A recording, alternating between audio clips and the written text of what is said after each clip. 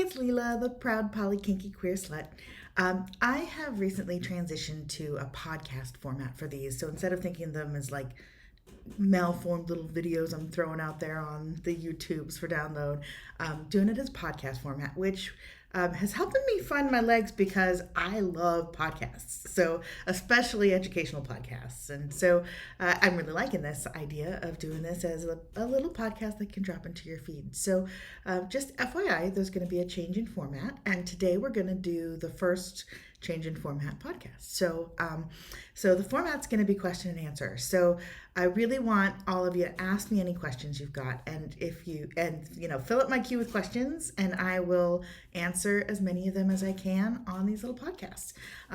So first question. I'm also going to rotate themes. So we're going to start with proud, and then poly, and then kinky, and then queer, and then slut. And so different questions on those topics each week.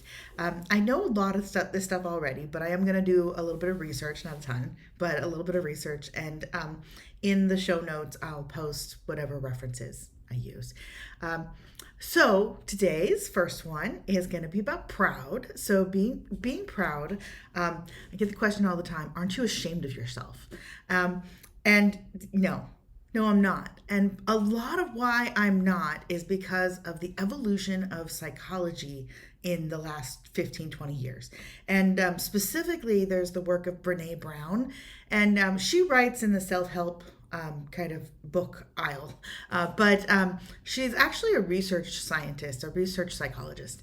And she researched shame. She researched shame, guilt, and happiness, and what makes people happy and what makes people unhappy, and whether there was any use in shame. And her research, and specifically her book, Daring Greatly, was just life-changing for me to encounter, because it really lays out why shame is harmful.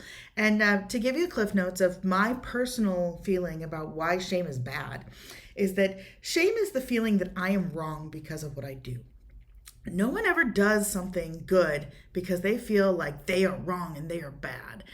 The way that our brains work is that we do what we want to do. We move in the direction towards what we want. So, and feelings of shame, feelings of you're bad, feelings of you're wrong, those feelings have the effect on our brain of making us either not act or making us repress, and then act out in ways that are counter to our best selves. They also make us feel absolutely horrible about ourselves. And that makes us, frankly, less able to live our truths. So I really think it's beautiful what she's done, and I encourage everybody to check out the books, especially Daring Greatly, because that one was my favorite. Brene Brown again. But also I want to point out that she also talks about the difference between shame and guilt. So guilt is like, I feel bad because I did something wrong. And we all make mistakes. We all do things that are wrong. We are all, short with somebody when we don't mean to, and, have to say we're sorry for things that we did. But the difference is that feeling guilty about something is feeling like I did something wrong. I made a mistake. Shame is feeling like I am wrong. I am a mistake.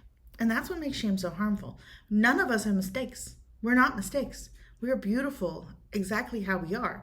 And so keeping that in mind really helps you find your truth. So anyway, that's my question for today. First one in this new format. I hope you all like it.